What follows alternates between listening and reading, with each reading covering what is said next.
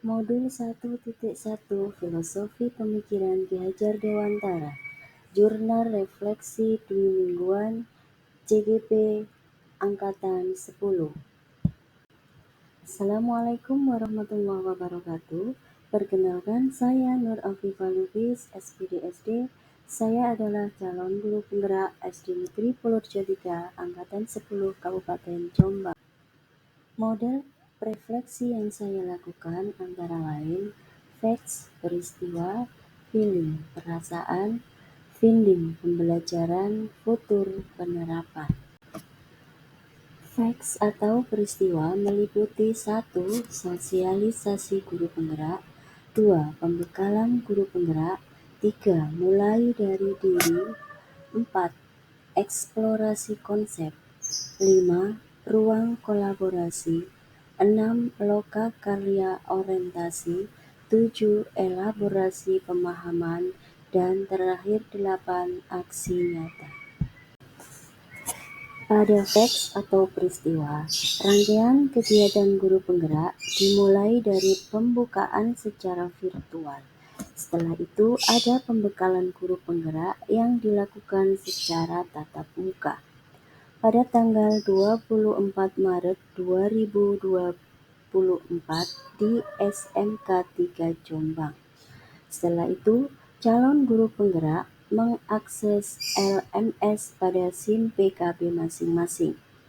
Pertama, mulai dari diri, yakni belajar secara mandiri tentang modul 1.1 Filosofi Pemikiran Ki Hajar Dewantara.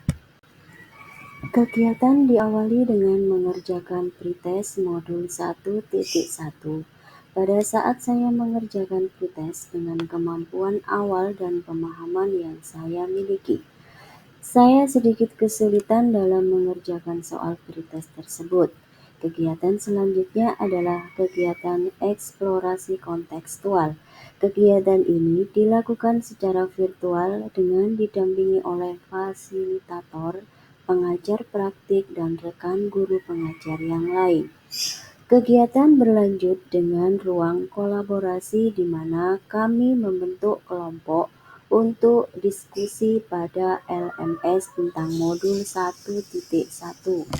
Kemudian mempresentasikannya dan saling menanggapi serta mengunggah hasil diskusi pada LMS. Selain bertatap muka secara virtual, calon guru penggerak juga saling berdiskusi di forum LMS.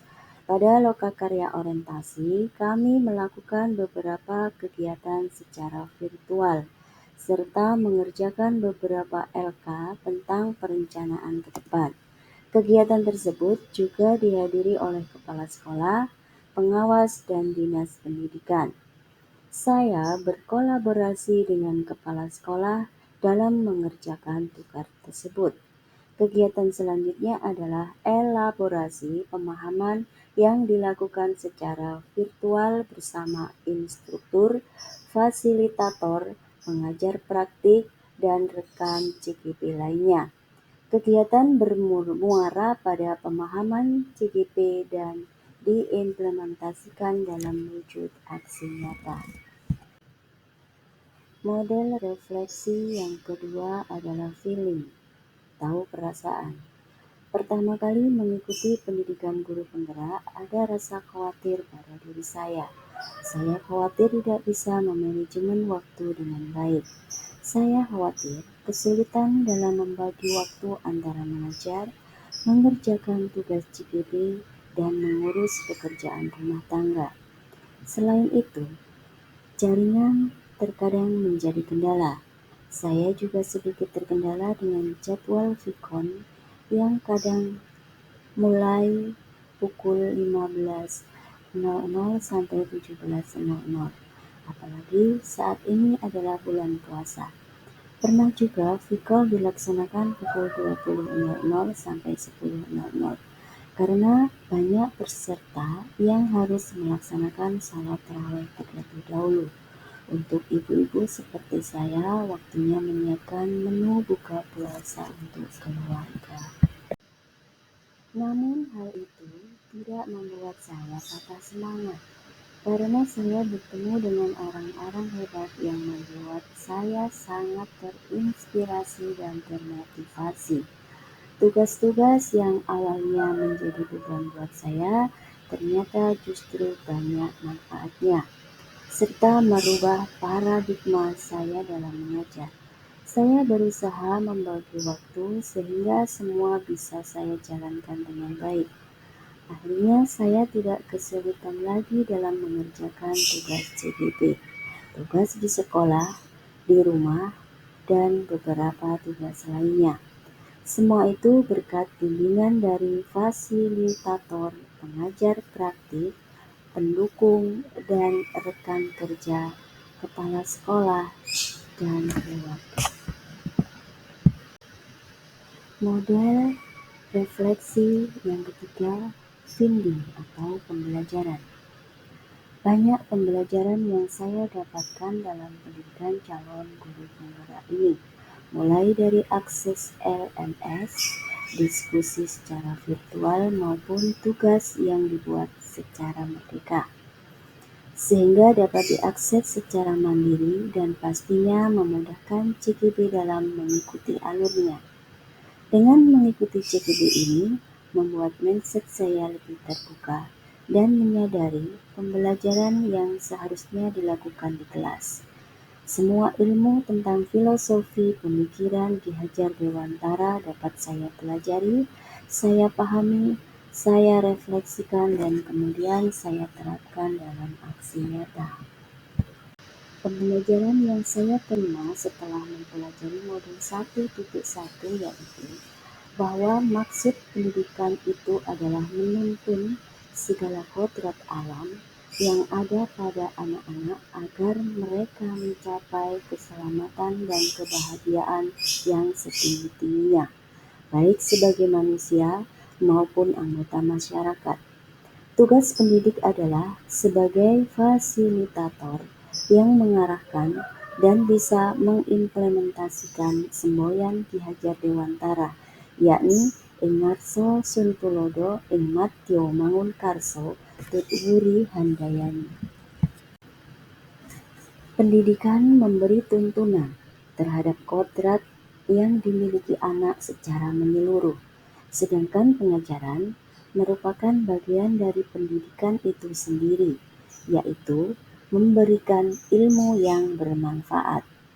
Pendidikan juga berhamba pada anak, artinya semua diupayakan untuk anak, melayani dan memenuhi kebutuhan belajar anak. Sehingga di sini guru tidak menuntut apapun terhadap anak. Anak bukanlah kertas kosong yang bisa digambar sesuai keinginan orang dewasa. Anak lahir dengan kekuatan kodrat yang masih samar. Tujuan pendidikan adalah menebalkan garis samar tersebut agar dapat memperbaiki perilakunya dan bisa menjadi manusia seutuhnya. Pendidikan hendaknya mengedepankan budi pekerti, yakni cipta, rasa, dan karsa.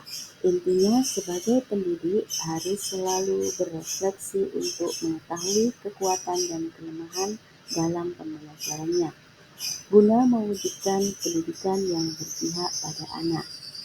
Pendidikan yang mengutamakan keaktifan anak. Pendidikan yang tidak menjadikan kurikulum sebagai target pembelajaran. Pendidikan harus bisa mengetahui setiap potensi maupun bakat yang dimiliki oleh anak, karena setiap anak terlahir memiliki keunikannya masing-masing.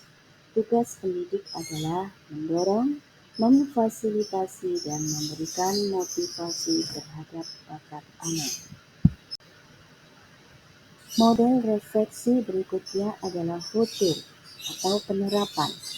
Yang pertama, student center. Pendidik itu adalah menuntun. Di sini tugas guru adalah sebagai fasilitator yang menuntun segala kekuatan kodrat yang telah dimiliki oleh siswa.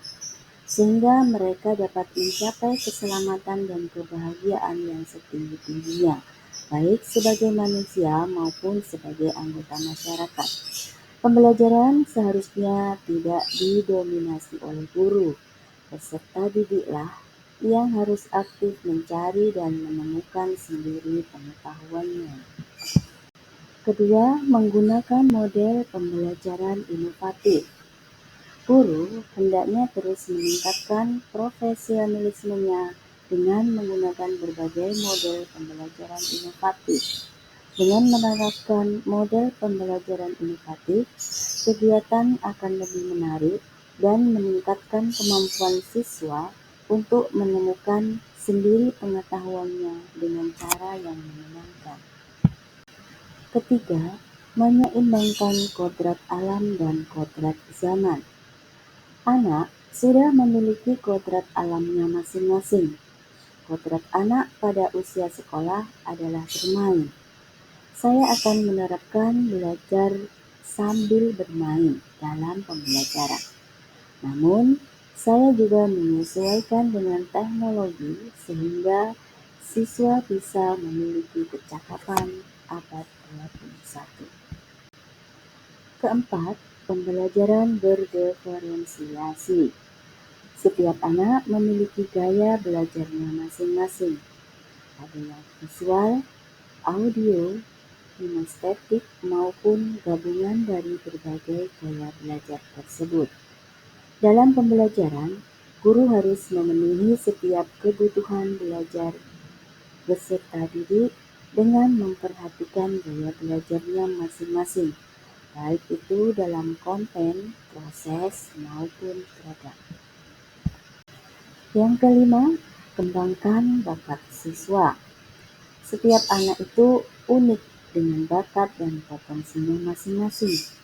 Tugas guru adalah memfasilitasi, mendukung, mengarahkan, serta memberi contoh, sehingga bakat tersebut dapat berkembang dan berguna bagi sekitar. Di sini saya lampirkan dokumen kegiatan. Pembukaan secara virtual, ada rukol bersama ibu fasilitator, dan ada lokal karya orientasi. Berikutnya ada orientasi bersama PP dan kepala sekolah, ada elaborasi pemahaman, dan hasil aksi nyata. Bunga mawar, bunga selasih, belinya di pasar minggu. Cukup sekian, terima kasih. Wassalamualaikum warahmatullahi wabarakatuh.